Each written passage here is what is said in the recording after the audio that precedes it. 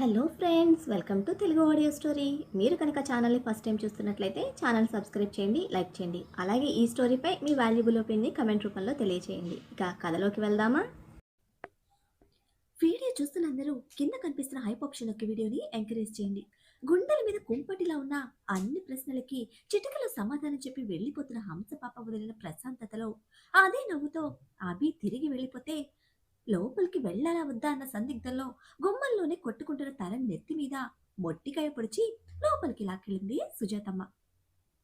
Next day morning 11:30కి తనతో గొడవపడ్డ ఖైదీల నడ్డి విరిచి వాళ్లతో మొక్కలు పెట్టేస్తున్న రాజ్కి, మిమ్మల్ని కలవడానికి వచ్చారు సార్ అని కానిస్టేబుల్ చెప్పడమే చిట్లించిన కళ్ళతో చిరాగ్గా ఓ చూపు చూశాడు. ఆ ఒక్క చూపు చాలు ప్యాంటు తడిచిపోవడానికి. ఎక్కడున్నా ఎలా ఉన్నా మన బలుపు బాబు ఆ బ్రాండ్ ఏ మాత్రం తగ్గకుండా మెయింటైన్ చేస్తాడు. ఆర్డర్స్తో వచ్చారు, ఫాలో అవ్వాలి అని బెదురు గొంతుతో చెప్తున్న కానిస్టేబుల్ భుజం చరిచి, నేను చాలా బిజీగా ఉన్నాను, ఇప్పుడు కుదరదు అని మన బలుపు బాబు యాటిట్యూడ్ ఆన్సర్ ఇస్తే, తప్పదు సార్, ఇట్స్ ఎ రూల్ అని నొక్కి నొక్కి చెప్తున్న కానిస్టేబుల్ని పైనుంచి కిందకి చూస్తూ, తప్పదా అని అడిగాడు. బ్యాక్ స్టెప్ తీసుకుంటూ, తప్పదు అని తలాడించిన కానిస్టేబుల్ని ఒక ఐబ్రో రైస్ చేసి చూస్తూ, ఏ రోజు నీ డ్యూటీ టైమింగ్స్ ఏంటి అని అడగడమే, మర్చిపోయాను సార్, మేడం వెయిటింగ్ అంటూ పారిపోయాడు వాడు. మేడం అనేసరికి ప్రీతి అని ఫిక్స్ అయిన రాజ్, ఇప్పుడు దీని సింపతి సముద్రంలో మునిగిపోవాలి అని అసహనంగా ఫీల్ అవుతూ స్పూన్తో మట్టి తవ్వుతున్న బచ్చాగాళ్ళకి ఒకడిని కాపలాగా సెట్ చేసి వెయిటింగ్ ఛాంబర్కి కదిలాడు. నిర్లక్ష్యంగా చురుకుగా పడుతున్న రాజ్ అడుగులు ఛాంబర్ దగ్గరికి వచ్చేసరికి గుండె వేగం పెరిగిన బరువుతో నెమ్మదించాయి. ప్రేయసకి పరిమళం కలిసిన గాలి మోసుకొచ్చిందేమో. ఊపిరిలో ఒక విధమైన గమ్మత్తు. సహస్రను కలిసిన మొదటి రోజు ఇదే ఫీలింగ్. తనకన్నా ముందు ఒక పరిమళం పలకరిస్తే తన కన్నీరు రాజ్ చెంపని తాకి పిలిచింది. సరిగ్గా 2 అడుగులుందనగా గుండె మీద చేత్తో నిలబడిపోయాడు రాజ్. ఆ రాత్రిలానే సేమ్ వైబ్రేషన్ అతని ఏదలోతుల్లో. తనకు దగ్గరలోనే సహస్రం ఉందని ఫిక్స్ అయిన బల్బు బాబు వెళ్లిపోదామని తిరిగేసరికి జైలర్ ఉన్నాడు తన ముందు. ముఖం వికారంగా పెట్టి, ఫోర్స్ చేస్తున్నారా అని బాబు సీరియస్ అయితే, ఒక సిచ్యువేషన్ ఉంటుంది రాజ్, తాడిని తన్నేవాడుంటే వాడి తల తన్నేవాడుంటాడట. టైం వచ్చినప్పుడు తెలుస్తుంది. ఇప్పుడు నీ టైం వచ్చింది. ఫోర్స్ చేయకపోతే పోస్ట్లు ఊడిపోతాయి. వెళ్ళు లోపలికి, లేదంటే మా బాధ్యతకి బేడీలు వేయాల్సి వస్తుంది అని లాఠీ పట్టుకున్న 2 చేతులు వెనక్కి పెట్టుకుని స్టిఫ్గా ఆర్డర్ వేసిన జైలర్ సీరియస్నెస్ కి చుట్టూ చూశాడు రాజ్. అభి కోసం అడుగులు ముందుకు వేస్తూ ఉంటే హార్ట్లో వినిపిస్తున్న మ్యూజిక్ భయపెడుతోంది బాబుని. దీన్నే లవ్ మ్యాజిక్ అంటారు. మెంటలోడా, నీ మెంటల్ బుర్రతో నన్ను చంపేస్తున్నావు. కనీసం బండరాయిలో ఉన్నా బాగుండేది, ఏ ఫీలింగ్స్ లేకుండా ఉండేవాడిని. నీ తల తిక్క బుర్రతో నాలో నిండుగా ఫీలింగ్స్ ఫీల్ చేసి వాటిని పట్టించుకోకుండా ఏడిపిస్తున్నావు. ఊరి శిక్ష కన్నా ముందే నా ఊపిరి తీస్తున్నావు. సరిగ్గా సెండ్ ఆఫ్ ఇచ్చుంటే ఇప్పుడు బ్రేక్ డాన్స్ ఉండేది కాదుగా అని అదుపు తప్పిన ఆవేశంతో అంతరాత్మ రెచ్చిపోతూ ఉంటే గట్టిగా హార్ట్ మీద ఒక్కటి పీకి, వచ్చింది హంస కాదు, అస్సలు ఛాన్స్ లేదు.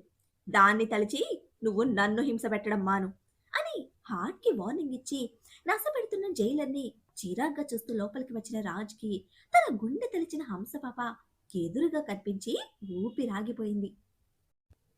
హంస అని గుండె గోల పెడుతున్న అరుపులో పెదవి దాటి బయటికి రాలేని స్టేట్లో పత్తికాయల్లా పొడుచుకొచ్చిన కళ్ళను సహస్రం మీద నిలిపిన రాజ్లో చలనం లేదు. 1% కూడా ఛాన్స్ లేదు అని సవాల్ విసిరిన రాజ్కి బయట జైలర్ వదిలిన డైలాగ్ రిపీట్ చేస్తూ, నీ తల తన్నడానికి వచ్చింది నీ పార్ట్నర్, నీ హంస అని రెచ్చిపోతున్న అంతుగాడి లోపల ఎగిరెగిరి పడుతూ ఉంటే ఆక్సిజన్ లెవెల్ సరిపోలేదు రాజ్కి.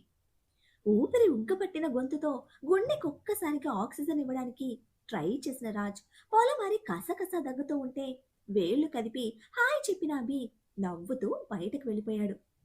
2 నిమిషాలు పట్టింది రాజ్కి. తను 1% కూడా ఎక్స్పెక్ట్ చేయని రేంజ్లో తగిలిన షాక్కి ప్రాపర్గా ఆక్సిజన్ ఫిల్ చేసిన హార్ట్ని సెట్ చేయడానికి. ఈ 2 నిమిషాలు సహస్రను గమనించిన రాజ్కి అర్థం కానిది సహస్ర చెంపల మీద తేరి కనిపిస్తున్న చేతి గుర్తులు. భయపెడుతున్నది తన మెడలో కొత్తగా చేరిన హారం. దుబాయ్‌లో సహస్ర ఇష్టపడి చూసిన హారం. తనకు తెలియకుండా కొని దాచిన పగడాల హారం. అమెరికాకు తిరిగి వెళ్ళేటప్పుడు ఇవ్వమని తారంకి చెప్పాడు. బట్ నౌ ఫస్ట్ డే తనని కలిసిన సేమ్ వైట్ శారీలో సహస్ర తన ముందుంటే హారం తన మెడలో ఉంది. ఏం జరిగింది? నా గురించి తెలిసిందా?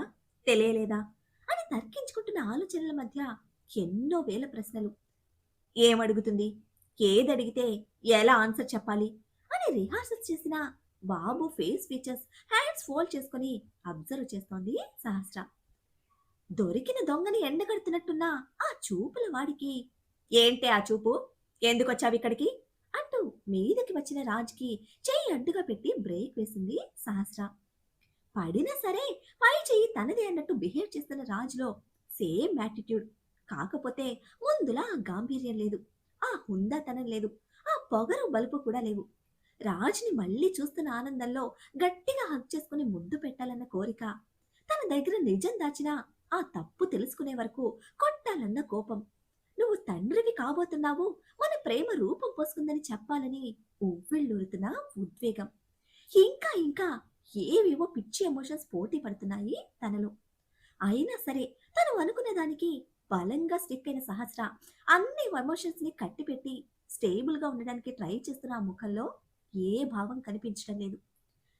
కింద నుంచి పైకి చూస్తున్న సహస్ర స్కానింగ్ ఐస్ కి తడబడుతూనే ఏమైంది అంటూ కమిలిన చెంపలను టచ్ చేయబోతూ ఉంటే వెనక్కి జరిగి స్పేస్ తీసుకున్న సహస్ర ఆన్సర్ చెప్పకుండా ఆ రూమ్ మొత్తం గమనిస్తోంది. నేనెక్కడ అడుగుతుంటే ఎక్కడో చూస్తావేంటే? ఎందుకొచ్చావిక్కడికి? అని గట్టి గొంతుతో గద్దిస్తూ తన చుట్టూ తిరుగుతున్న సహస్ర రెక్క పట్టుకొని దగ్గరికి లాగిన రాజ్‌కు ఆన్సర్ లేదు సహస్ర నుంచి. నిండుగా కాటుక పెట్టిన ఆ కలువ కళ్ళలో ఏదో లోతైన భావం.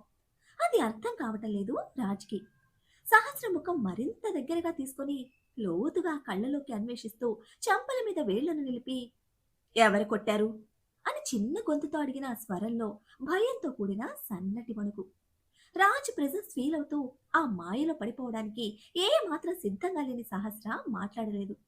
రాజ్ చేతిని సున్నితంగా తోసేసి వెళ్ళిపోవడానికి తిరిగిన సహస్ర వెనక నుంచి ఒక చేత్తో షోల్డర్ మీదగా మరొక చేతితో ఎద మీదగా బలంగా చుట్టేసిన రాజ్ ఆమె షోల్డర్ మీదకి తల చేర్చి కళ్ళు మూసుకుంటే ఆ బిగి కౌగిలిలో అదుపు తప్పిన సహస్ర గుండె వేగం అమాంతం పెరిగింది.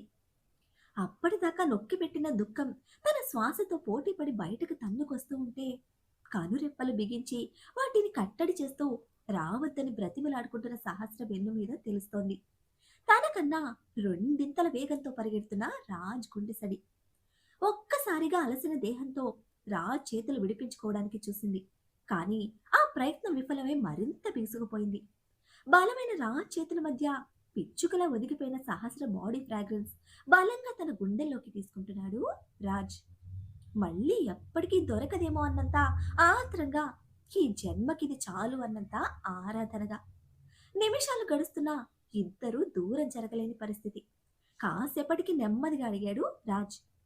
ఎవరితో గొడవ పడ్డావు? అని. తన ఆలోచనలు ఎన్నో తిరుగుతున్నాయి. కానీ ఏదడిగినా ఎటు మలుపు తిరుగుతుందోనన్న భయం అతని గొంతులో స్పష్టంగా వినిపిస్తూ ఉంటే మళ్ళీ ఆన్సర్ లేదు సహస్రం నుంచి. ఎద మీద నుంచి బిగించిన రాజ్ చేతి వేళ్లు తన వేళ్లతో లాక్ చేసి నెమ్మదిగా శారీ అంచుల కింద నుంచి పొట్ట మీదకు చేర్చింది. రాజ్ నుంచి ఇంకా ఎక్కువ సఖ్యత కోరుకుంటున్నప్పుడు సహస్ర చెప్పే విధానం అది. కానీ ఇప్పుడు అటువంటి అవకాశం లేదు. సైలెన్స్‌తో చంపకు. నోటితో చెప్పు. ఏం జరిగింది?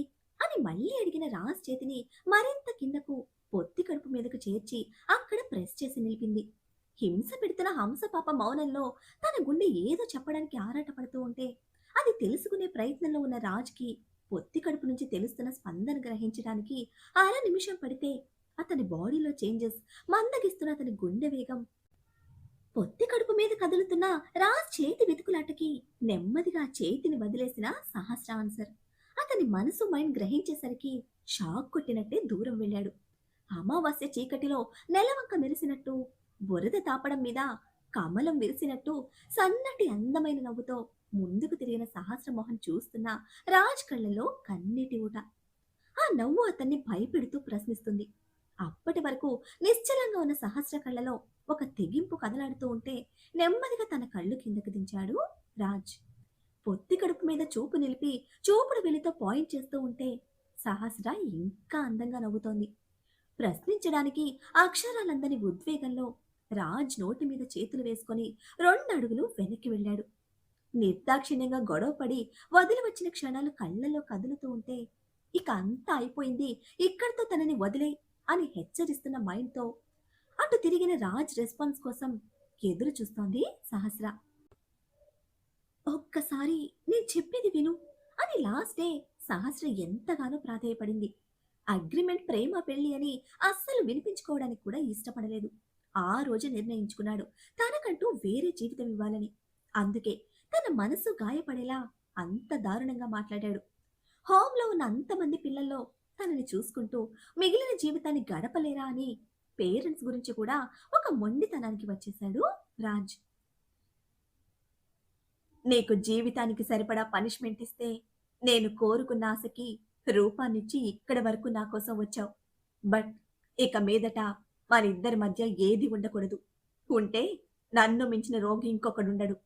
నా దగ్గర నీ జీవితం ఆగిపోకూడదు అని నిర్ణయించుకోవడమే తండ్రి కాబోతున్న సంతోషాన్ని పూర్తిగా మనసుకు తీసుకోకముందే అబార్షన్ చేయించుకో అన్నాడు. కనీసం వెనక్కి తిరిగి కూడా చూడని కరుకు గొంతుతో.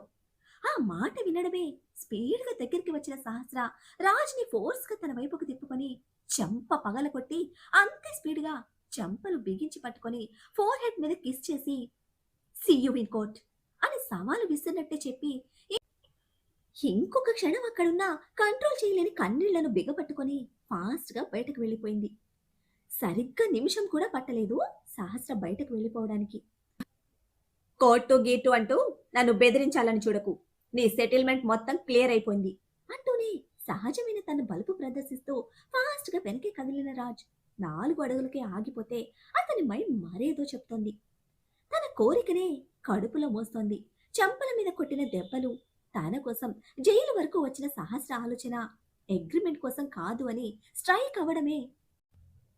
హంస, ఏం చేస్తున్నావు అంటూ ఇంకా ఫాస్ట్ గా బయటకు పరిగెత్తిన రాజ్కి అడ్డంగా నిలబడ్డాడు జైలర్ విత్ 2 కానిస్టేబుల్స్ తో.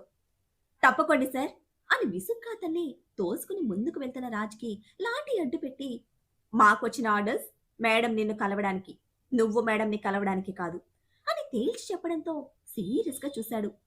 నీకిప్పటికే చాలా ఫ్రీడమ్ ఇచ్చా, ఇప్పుడు లిమిట్స్ క్రాస్ చేస్తే మాత్రం నా చేతిలో ఏమీ ఉండదు అని చెప్తూనే ఉన్న జైలర్ని గుద్దుకుంటూ ముందుకు వచ్చిన రాజ్ పరుగుల మీద వచ్చి హంస పాపను అందుకునే లోపే విజిటర్స్ గేట్ దాటేసింది తను.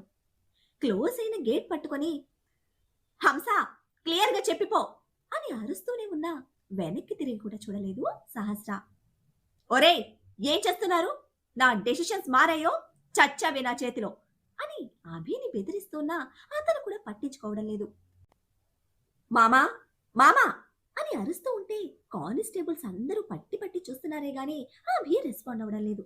ఇక తప్పక ఫస్ట్ టైం ఒరే అభి ఏం జరుగుతోంది అని గొంతు చించుకొని అరుస్తున్న రాజ్ నోటి నుండి ఫస్ట్ టైం తన పేరు విన్న అభి వెనక్కి తిరిగి చిన్న స్మైల్ ఇచ్చి సహస్ర వెనకే మెయిన్ గేట్ దాటేశాడు. గేట్ క్లోజ్ అవుతూ ఉండగా సహస్ర చూసిన ఒకే ఒక్క చూపుకి మూగపోయిన గొంతుతో రాజ్ మోకాళ్ళ మీదకు జారిపోయాడు. ఏం చేస్తున్నావు హంస? నన్ను సాధించడానికి నువ్వేమైనా చేస్తావు. బట్ నువ్వు ఎంతవరకు ఎళ్ళగలవు, ఎక్కడ ఆగగలవో నాకు తెలుసు. ఆ నమ్మకాన్ని బ్రేక్ చేసి నువ్వు నన్ను సాధించుకున్నా నీకు నేను మిగలను. ఇది నీకు తెలుసు కదా అని చాలా స్థిరంగా కటువుగా ప్రశ్నించుకుంటున్న రాజ్ పిడికిలి కోపంతో బిగుసుకుంది. కార్ ఎక్కడమే యోగేందర్ని కలవాలి అన్న సహస్ర డెసిషన్కి షాక్ అయ్యాడు అభి. ఇప్పుడు ఆయన్ని కలవడం కరెక్ట్ కాదు సహస్ర. అంకుల్ మాట తీరు సరిగ్గా ఉండదు. చాలా కోపంగా, చాలా హార్డ్గా మాట్లాడతారు అని కన్విన్స్ చేయడానికి చూస్తూ ఉంటే ఆయన కన్నా భయంకరంగా చెత్తగా నేను మాట్లాడగలను. అదంతా నేను చూసుకుంటాను. నువ్వు తీసుకువెళ్తావా, నన్ను వెళ్ళమంటావా అని ఒక్కటే మాటగా అడిగింది సహస్ర. విషంత గురించి వాళ్ళకు తెలియదు అని నెమ్మదిగా గుర్తు చేస్తే అక్కని అడ్డు పెట్టుకుని రాజ్ని కాపాడుకునే చీప్ క్యారెక్టర్ కాదు నాది. అవినాష్ బ్రతికున్నాడని తెలిసినా వాడు వదిలేశాడు. రాజ్ భిక్ష వేసిన బతుకులు వాళ్ళవి. అటువంటి వాళ్ళ దగ్గరికి వెళ్ళి దేహి అని భిక్ష పట్టాల్సిన అవసరం నాకు లేదు. రాజ్‌లో సగాన్ని నేను. ఒక్క ఇంచు కూడా వాడు తగ్గడానికి నేను ఒప్పుకోను. దానికి వేరే దారి చూద్దాం.